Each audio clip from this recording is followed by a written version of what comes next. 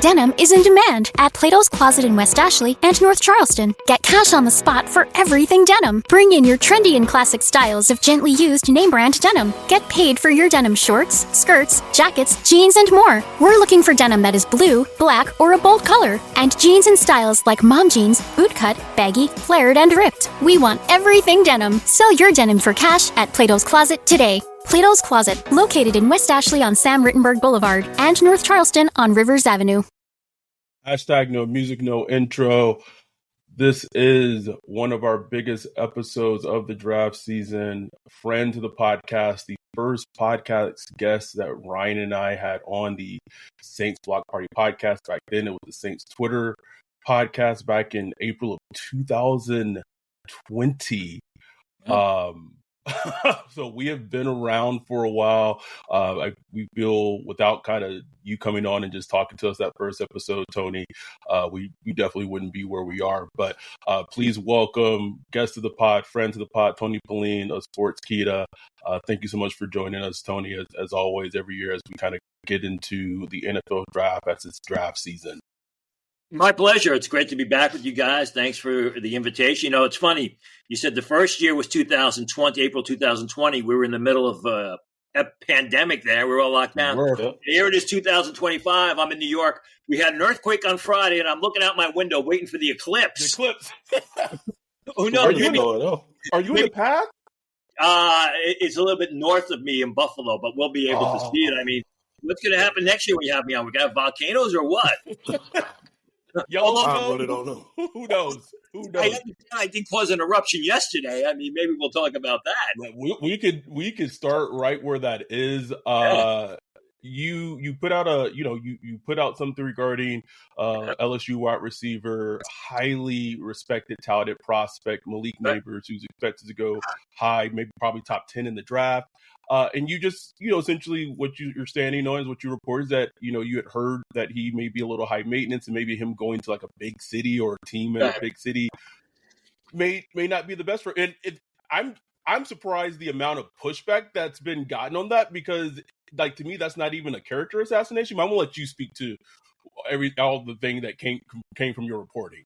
Well, that makes two of us because actually what happened was it was a full story. And if you actually read the story, which you should do, and if you read the portion on Malik Nabors, 90% of this portion of Malik Nabors, I actually praised him. I talked about how it is absolutely true that some teams have Malik Nabors rated higher than Marvin Harrison Jr. on their draft boards. I said there is some concern because people believe that he's a bit high maintenance and that he may struggle in a big city. He'd be better off in a smaller NFL market. And what happened is people just took that one piece and put it up there and everything blew up. And I'm assuming few people actually read the story because if you did, you would have noticed that, the vast majority of it actually praised Malik Nabors. And it's kind of funny because I read a few comments. I tried to stay away from read a few comments. Somebody said I was paid to go out there and kill LSU football. Meanwhile, throughout this entire process, I've said that I believe Jaden Daniels will actually be the best quarterback in this year's class. So, this is the day and age of social media and people taking things out. I did absolutely say that, but it was just a small piece after I had praised Malik Nabors and pointed out the fact that, yes, there are some teams that have Malik Nabors rated higher than Marvin Harrison, but I also pointed out that there are some teams that have Rome Odunze rated higher than Malik Nabors. So take from it what you will. No, and it makes sense because, I mean, from your perspective, it's not like you're giving your opinion on Malik Nabors. You're just reporting what you always have done is what you're hearing. You go around all these pro days, you're around all the schools, you're around the scouts, you're around the teams. You got to report what you're hearing. So, I mean, it just makes 100% sense that you're going to put that out there. And it's not like you're destroying the guy's character, but, some teams may think this. Yeah. And just so people know, it wasn't one person that told me this and I ran with it. Actually, somebody brought this up to me before the LSU Pro Day. And then during the LSU Pro Day, somebody in the league said, what have you heard about this? And I made some phone calls, and it took basically a week or so, multiple sources, before I went ahead with this. which is always what I do with these situations when there's something negative saying about a player that I don't know personally or I haven't witnessed myself. So, right. And listen, there's no perfect prospect out there. I mean, there's no prospect out there that doesn't have, little nicks and bruises, even Caleb Williams, Marvin Harrison, as we're seeing. I mean, there's no perfect prospect out there. There is, and I think it just goes to the type of, I won't say society, but especially like with reporting football news or just sports news, it's become such a very aggregating type of culture, and almost little to no actually reading of articles. What's the clickbait? What's the hot take? And that getting put out there as like the fact, when it's like literally like so minute in the grand picture and the big picture of what's actually being reported. Anyhow, but I love that we started with that and kind of cleared the air with the Malik Nabors situation. Oh, Tony, let's start with the Saints. I started working on my Saints draft article yesterday. I had put that since the 2017 Stellar Saints draft class, an all-time draft class, the Saints have subjectively hit on 29% of their draft picks. So they've drafted essentially 10 good players out of 34 total players drafted since 2017. Ryan and I feel like this is such a huge upcoming draft for Mickey Loomis, for the Saints. Everyone's penciling in offensive tackle. The Trevor Penning situation hasn't worked out, even though I think some of that's coaching related. Ryan Ramczyk may need to retire. He may not play again. Everyone's penciling in offensive tackle for the Saints at 14. It makes a lot of sense. We, on this podcast, just feel like that would essentially be getting a sweater at Christmas. And it's just like, oh, here's some socks that'll keep you warm. And what are we, just from what you're hearing, are we expected to get either a sweater or socks for Christmas on draft night?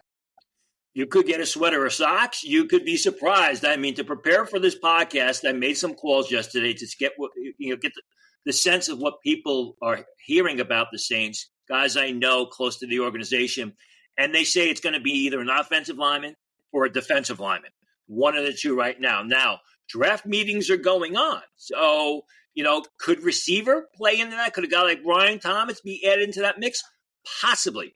But I think a couple things of what you mentioned there about how they've missed on so many draft picks. I think part of the problem is they've concentrated so many early selections in one area. They were either looking for pass rushers or so many offensive linemen. So many. And when you concentrate so many early picks, so much early draft capital in one area, and it doesn't pan out like it has with Penning, like the fact that Ramczyk may retire, you really find yourself in a deeper hole than you would have, if you had just continuously taken best player available. I mean, how many years? Come on, Tony. Come on, Tony. How many years have we sat here and we said, "Oh, the Saints got to address the quarterback position," and they bypassed Jordan Love or whoever, in favor of an offensive lineman? So what I'm hearing right now is it's going to be on the line of scrimmage, not guaranteed 100% offensive lineman. Could also be defensive lineman as well. Yeah. I mean, and I guess it makes sense from their standpoint dealing with what they have going on with the offensive line. Oh, and the Buzz Lightyear mug. All right, Tony. Fellow Toy Story fan. I love it. But I guess me and Adams, our worry is when you have tunnel vision on like one position, whether it's offensive line, that's when mistakes happen. That's when that's when you miss out on great players. Really great players. Bowers at tight end, or whether it's a wide receiver, or some of those positions where some people might feel like you could get those in the second round or third round, but you don't want to pass up a great offensive tackle or a great defensive lineman early in the draft. There are some defensive linemen I really love that I would love for them to take, if it's there, and if there's an offensive lineman with a similar grade, it's like, how do you go? Where do you go with that? Do you go with the offensive tackle? Because they have needs on both sides. You know what I'm saying? On the defensive line and offensive line. I think, it's kind of a conundrum in the sense that what you said at the beginning, I absolutely agree with. This is a draft where the Saints got to get players that are going to be starting week one and producing week one. Yes. Because Dennis Allen and Mickey Loomis's jobs are on the line. And, what you also say, you're correct there, but you also make sense. And you've got to take best player available within reason, if rather than continually taking players at a position or a unit for need as they have on the offensive line and sometimes, pass rushers. They seem to always eternally be looking for a pass rusher. So I think that, Loomis and Allen are looking at, we got to get guys in the first couple of rounds or first couple of picks that are on the field producing come week one, but that may not be the best long-term strategy. Right. The pass rushers, just the last couple of years, going back to 2018, it's been Marcus Davenport, it's been Peyton Turner. Right. They drafted Isaiah Foskey in the second round last year, who didn't contribute at all. So there have just been some just misses across the board at those positions, kind of that tunnel vision mindset.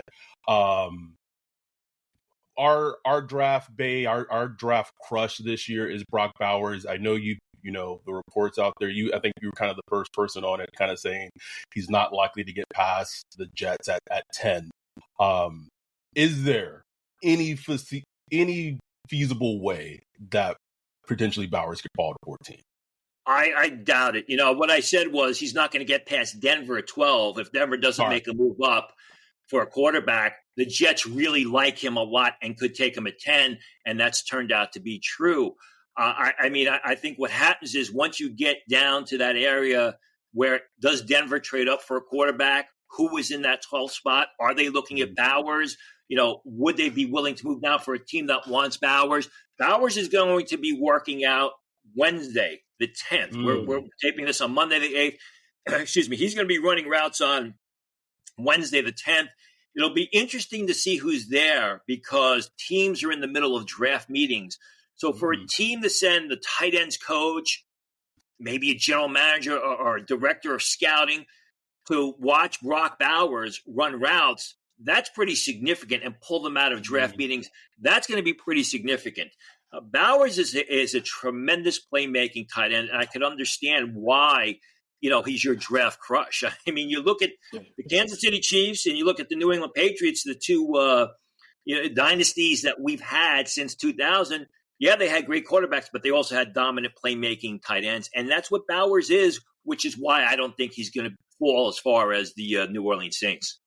And we saw it, not as long as Travis Kelce, not as long as Robert Gronkowski, but like Jimmy Graham was for a time just right up there. So we've seen it too as fans. We've seen what an elite playmaking tight end can just open up the offense. Absolutely, and that's what he is. And he's not a bad blocker. When you look at Bowers, they didn't ask him to do too much inline blocking. When he did a solid job. He was very effective blocking a motion on the second level. I'm told he's going to be about 242 pounds. I'm told, when he was healthy and he was running 40 times in the 4.5s. I don't know that he's going to run on Wednesday. The problem with him running is, you want to get a time in. But if he runs and he re-injures that hamstring, he may not be ready for rookie minicamp. So it's sort of a balancing. They got to kind of balance it out, he and his agent, as to what he's going to do. I know that he really wants to work out. He's chomping at the bit to get out there and do some testing. But you got to be careful, especially this late in the juncture. Yeah. One thing you recently wrote about that I thought was interesting in regards to Harrison is how him choosing not to do any of the off-season stuff, any of the workout stuff, how that might have cost him maybe just a little bit in the competition between him and Malik Nabors and Rome. That's fascinating to me because that was kind of on my radar earlier. It's like, I know he was outstanding as a college prospect. And look, just go watch the tape. That should be enough. But at the same time, when you got guys like Malik Nabors, they out there working and they out there running and showing the 40 time, it does make you wonder, like, damn, should he have participated a little more? Yeah, not just a 40 time, but he had a vertical jump. I believe it was like 40 plus inches. He ran routes and everything. And, I understand you've got to base it primarily on the film. But when you are going to be projected as a very early pick, and you have people that are going to invest tens of millions of dollars into you, and you're saying, I'm not going to do these things. I'm not going to do anything that people before me have done in my position.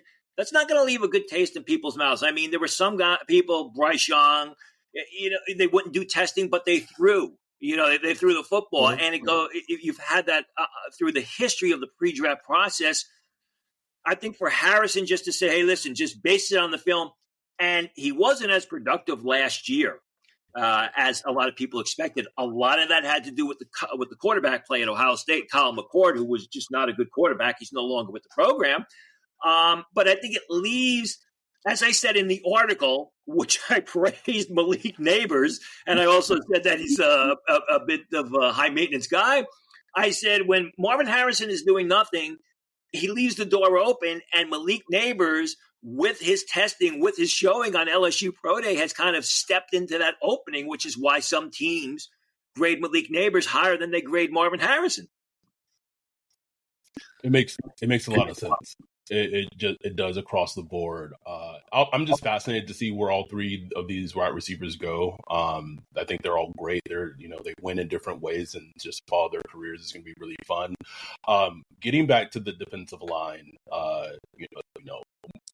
Ryan and I have watched quite a few edge rushers, kind of knowing and thinking that the Saints wouldn't need to probably invest in one at some point in the draft, even round one.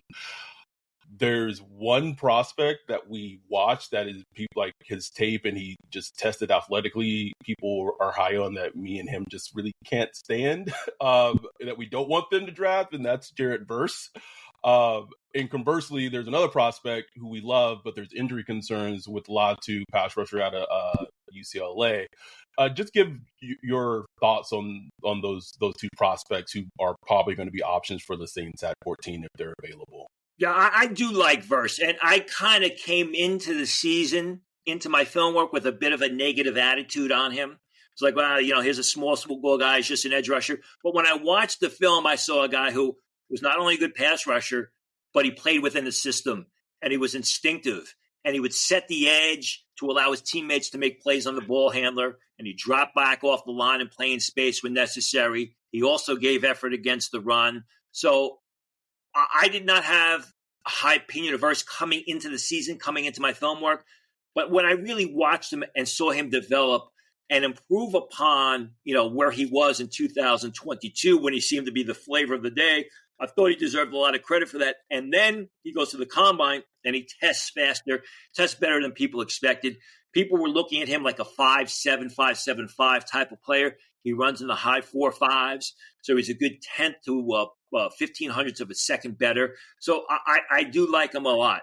Latu, it's a question of medicals. I was told yesterday that for the most part, Latu has gotten medical clearance from most teams. He hasn't failed. He hasn't been flagged from a majority of teams. Now, you go back, Latu has basically had to leave Washington because Washington was going to medically retire him over injuries. He goes to UCLA. He plays lights out. I mean, he was a dominant pass rusher. But also, like Verse, I mean, he's more than just an up-the-field guy.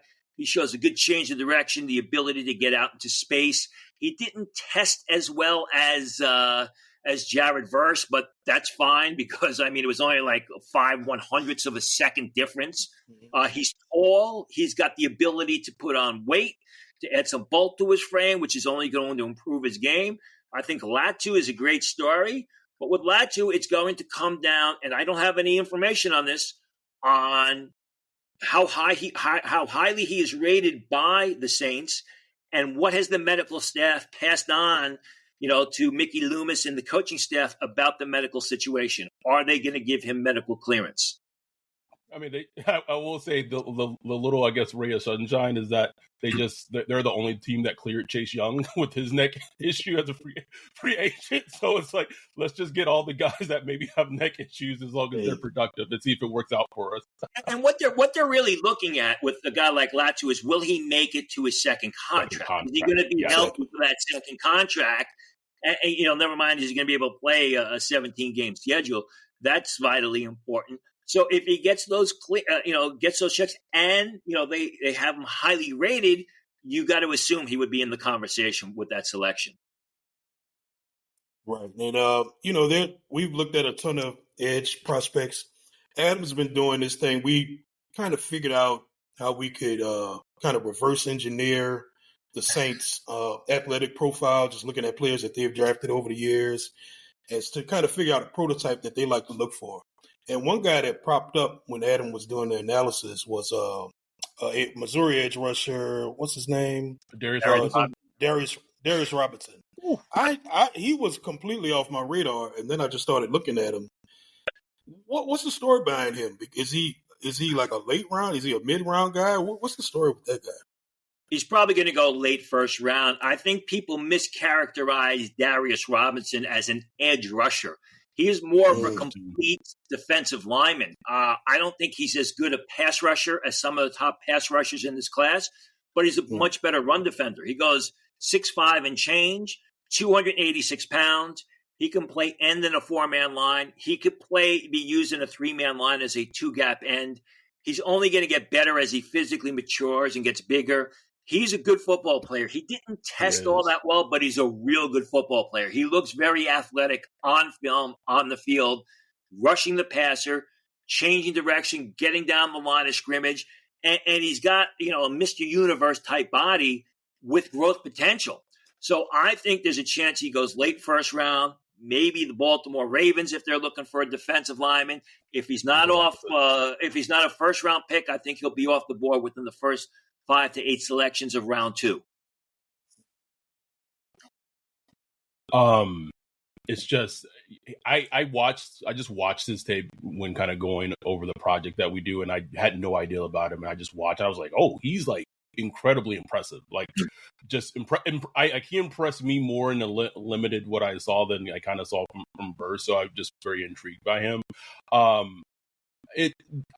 The Saints, as much as they didn't haven't hit on picks last year, they did seem to hit on at least one player that we know of, and Brian Bresee, who you can just tell that he's going to be a good football player, and potentially may have as well as hit on A.T. Perry and Jordan Howden.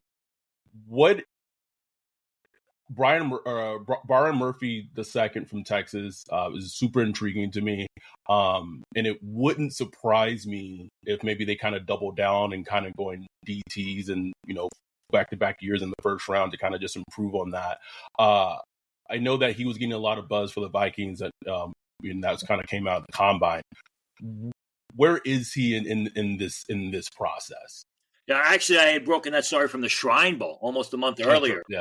That the Vikings really liked him. The Vikings then made the move up to get that second first-round pick, and they're probably going to make another move because they now need a quarterback with Kirk Cousins taking off for Atlanta. I mean, Murphy would be a perfect fit for the Saints defensive line with that 4-man line. He is an explosive and incredibly athletic one-gap defensive tackle who shows terrific strength at the point of attack.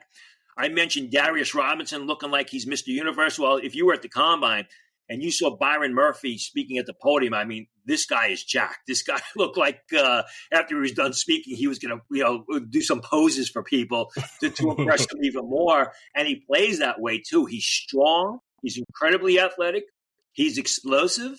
He's a guy who plays with great leverage. I also think he's someone who's just hitting his stride. He was decent in 2023. He was really good in 2022. He was really good in 2023. I think his best football is ahead of him. Now, I mean, I'm hearing – I haven't heard the Saints. I've heard potentially Seattle at 16. I've heard the Rams at 19.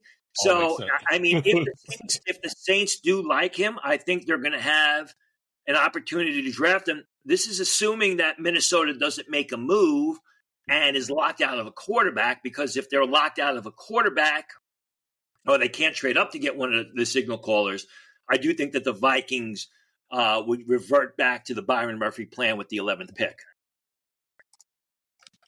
Do you have like a clear picture on who's the number one defensive player in this draft? Is it Dallas Turner? Is he the number one?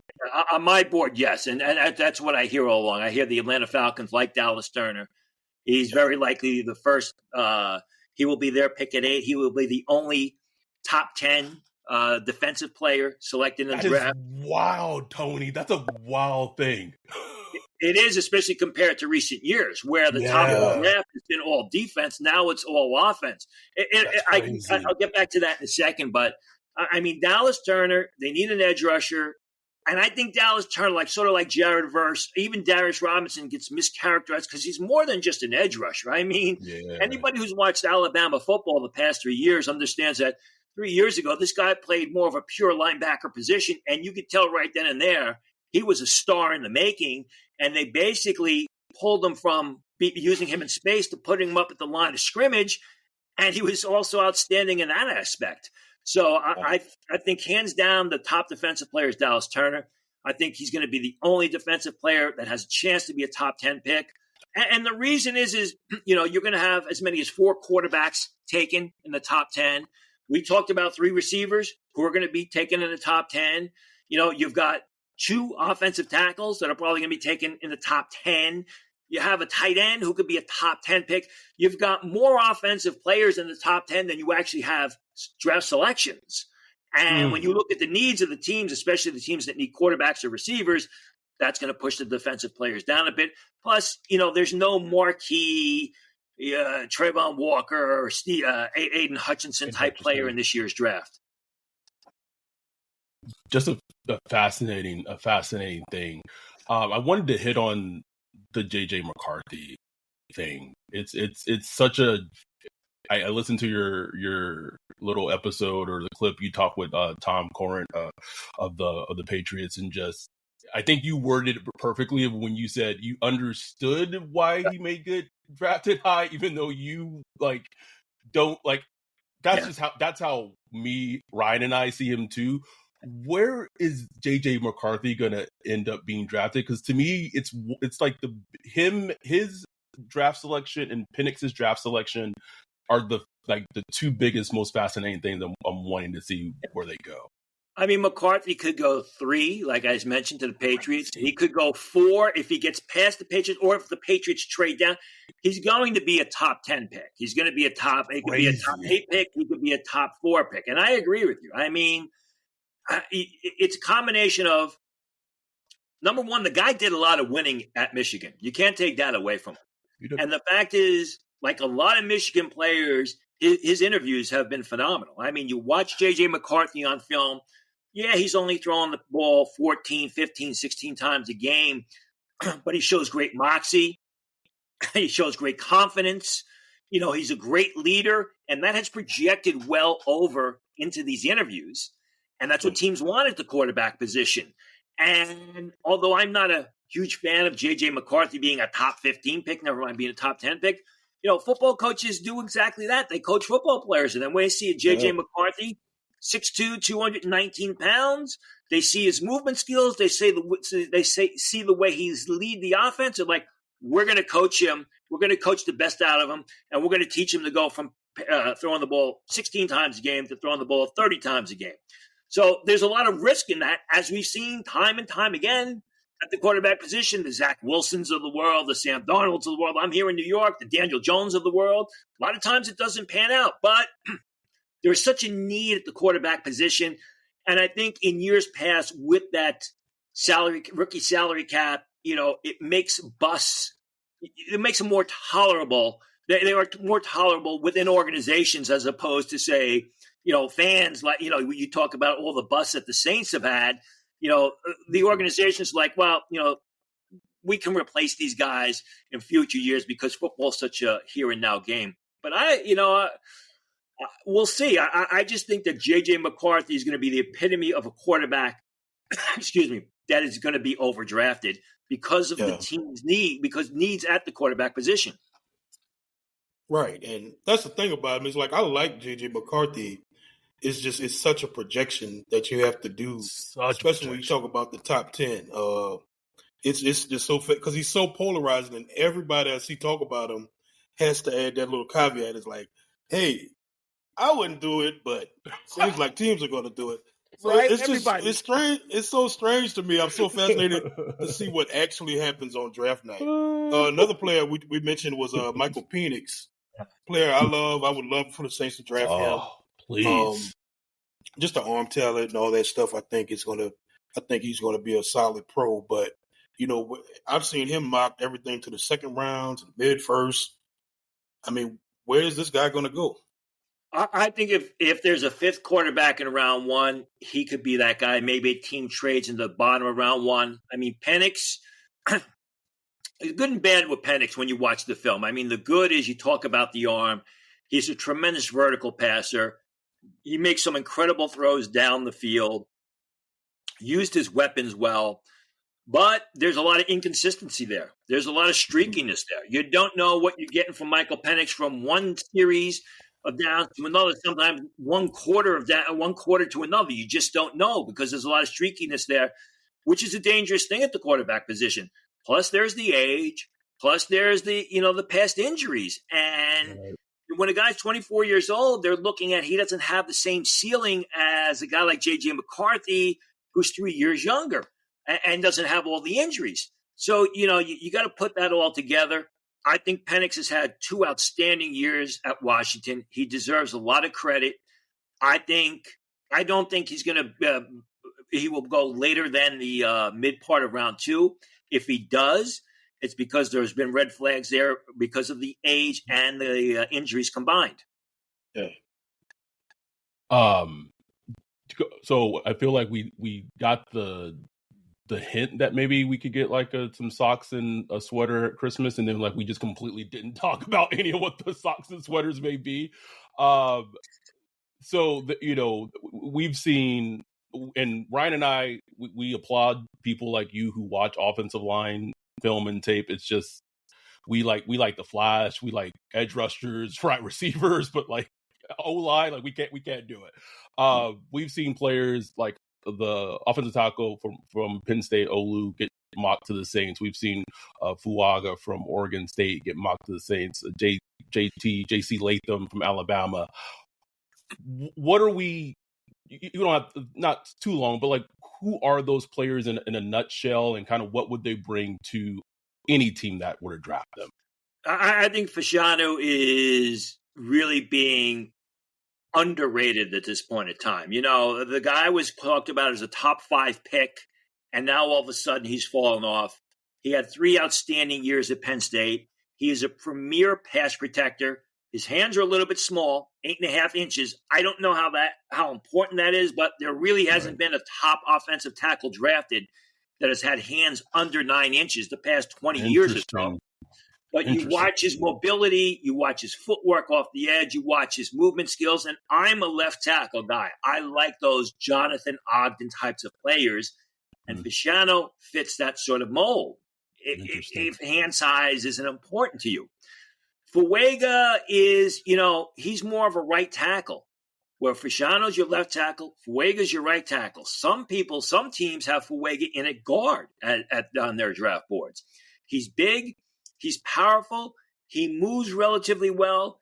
He's decent, not great in pass protection, where Fashanu is just outstanding in pass protection. Interesting. And he's a guy who's got a good amount of upside. J.C. Latham is interesting in the sense that he's a big, massive right tackle who blocks with terrific fundamentals. He bends his knees, stays square, very good with his arms, solid in pass protection, his ability to slide out. A dominant run blocker, but is 342 pounds. Is that his playing weight? Because I was told he was closer to 360 pounds at Alabama. And, how big is too big? I mean, you've seen guys, Evan Neal, you've seen some of the bigger offensive tackles who've come out of Alabama have not fared all that well. And, it's going to be, in my opinion, it's going to be tough for a guy that's over 340 pounds to block some of the quick edge rushers on Sunday. He's the guy who I think has got to get his weight down.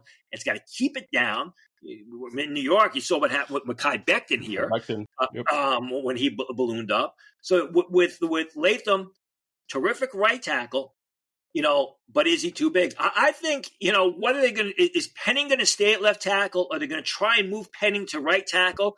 If they move Penning to right tackle, then you need a left tackle. Is Fasciano there for them? I don't know that he's going to be there because I think he's being underrated. If Fasciano isn't there, did they take a flyer on a guy like Fatanu of Washington, who was, you talked about Michael Penix. He did a great job protecting Michael Penix last year. He's a mobile, athletic left tackle prospect. Some teams view him as at guard. Fundamentally sound, great footwork off the edge, great lateral range. He is more of your Fasciano, Jonathan Ogden, if you will, left tackle type compared to the Lathams, compared to Fuegas, compared to Amarius Mims, who I think are strictly right tackles. That's super fascinating. And I think, that's just going to be one of the picks, for the Saints. It just makes too much sense from their perspective. I don't want to dive too deep into offensive guards. I haven't watched any. But where is the run of those offensive guards, do you think? Is that more of a second-round thing or day 3? Where those guys could typically go? Yeah, I think the run on the offensive guard starts when the run on the offensive tackle stops. And what I mean by that is you could have 7 to 8 offensive tackles taken in round 1 before your first offensive guard is selected. You could have 2 center guard players in Jackson Powers Johnson of Oregon and Graham Barton of Duke selected in round 1. Jackson Powers Johnson of Oregon, who was a terrific guard in 2022, moved to center this year, was outstanding as a center. Graham Barton of Duke, who played left tackle for Duke, he's projected to guard or center, probably a first-round pick. You're looking at somewhere probably in the beginning, middle portion of round 2. Christian Haynes of UConn, who was a dominant run blocker, just a destroyer, had a great Senior Bowl week, had tested much better than people expected at the Combine. Cooper Beebe of Kansas State, a lot of people like him, just a masher as a run blocker, second-round pick. He's only got 31-inch arms, which is a concern for some people. Isaiah Adams of Illinois, again, late second, early third-round pick. Played a lot of tackle at Illinois out of need, but he's a natural guard. Had 3 terrific days of practice at the Senior Bowl, just destroying people at offensive guard. Yeah, it's the need at guard for the Saints is an underrated thing. Ruiz has been fine, like average but like James Hurst at left guard. And you asked the question on Penning. We don't need, like, maybe they try to move Penning to guard. We have no clue. Like we wish we could have more insight on what is going on with Trevor Penning, why he's in Dennis Allen's doghouse. Maybe some of it's just play related, but it feels a little pettier and deeper than just play. So it's just one of those things that we just don't have an answer to. I mean, and the pettiness would make sense, because if you remember when Penning was at the Senior Bowl, he was getting into fights every snap. And, he had to prove that he was a big man from a small school. So, I don't have any information of this. I'm just building upon what you said. The pettiness could be just a personality conflict. I think, they'll be able to get a good guard potentially in day 3. I'm looking at my board here. Javian Cohen of Miami of Florida. Bo Limmer of Arkansas is a guy to keep an eye on. You're talking 4th, 5th round there. Dominic Puny, who a lot of people have him rated much earlier than I do, somewhere early in the part of day 3. So they'll be able to get a good guard if they want to in day 3. I don't think they have to use any early draft capital on the position. So we're doing this a live stream. We're not going to take up too much of your time. Some of our most dedicated listeners have a few draft questions. Just kind of go rapid fire here.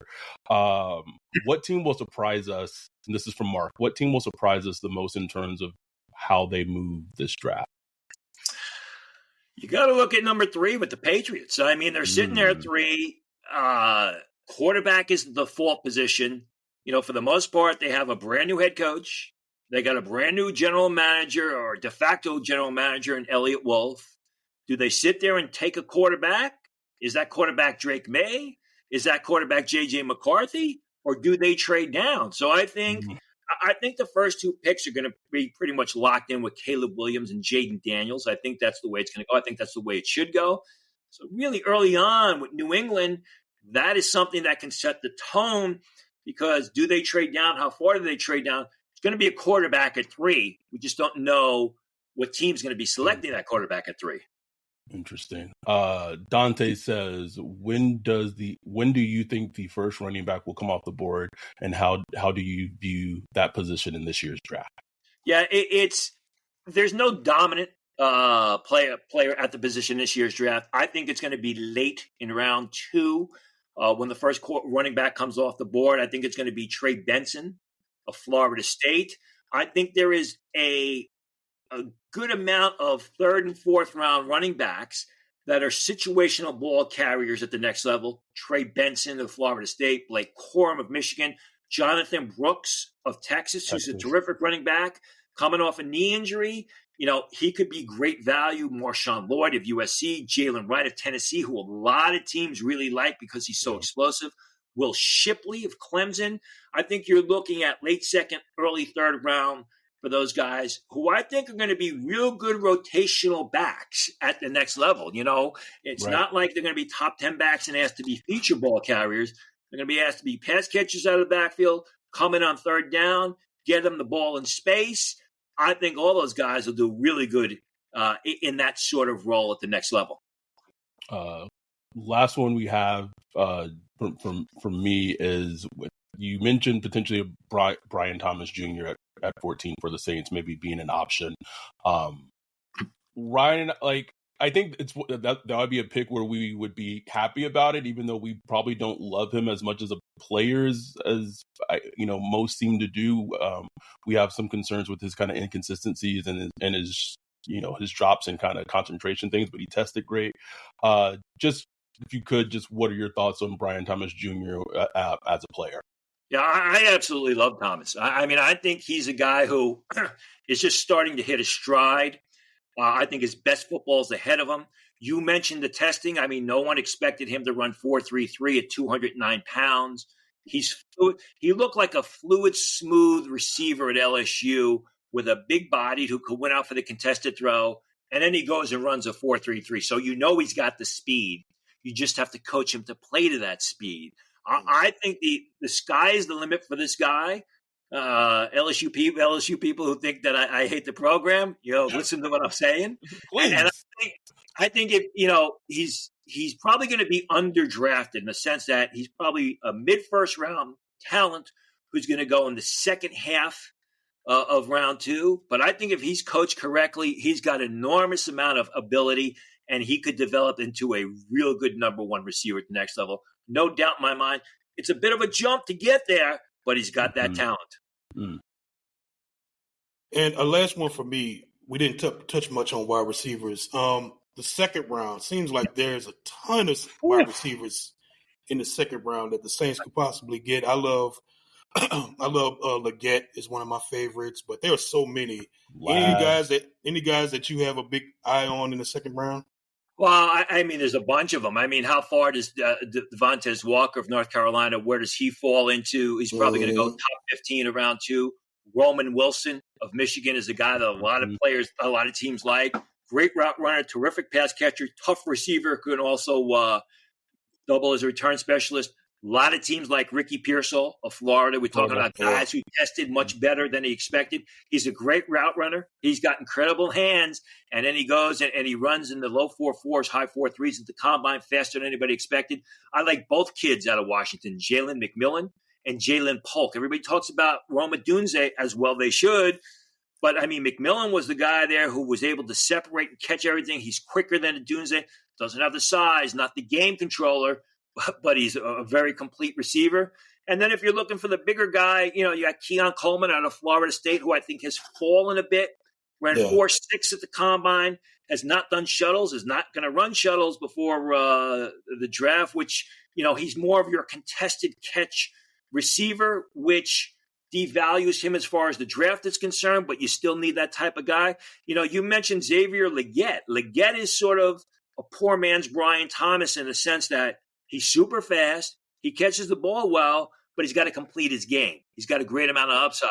He's got to do more than just run fast in a straight line. He's got to show that he can, turn left or right and keep his momentum and keep his balance and be able to catch the ball. That's just a matter of coaching. Absolutely. Last one from our community, and we'll let you get out of here, Tony. Our friend, our dude, Demon Tom Slime says, who's a player who's going to be drafted earlier than everyone expects them to go? Which I think that's a great question to end this one on, because it's fascinating. I mentioned Troy Fatanu of Washington, the offensive lineman. I think there's a good chance that he is selected earlier than people think, because of the fact that he can play left tackle. He can play guard. Some people think he can play right tackle. I think he's going to go a little bit earlier. If it was up to me, I would take Chop Robinson. I love Chop Robinson at Penn State. I've loved him for 2 years. He's explosive. Had that concussion issue late in the year after that Ohio State game last year. But, I mean, we talked about Jared Verse. We talked about Dallas Turner. If I have a draft crush, as they say, it would be Chop Robinson. He's probably not going to go in the bottom third of round one, but I think he's going to be a great player. Well, thank you so much for joining us, Tony. All the information and clearing the air regarding Malik Nabors.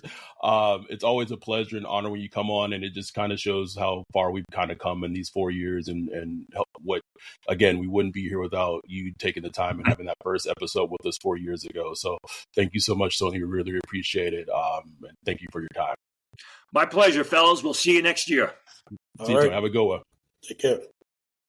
Thank y'all for joining us this amazing draft special. We will have the episode up and posted soon if you didn't catch it live. And with that, we're out. Peace.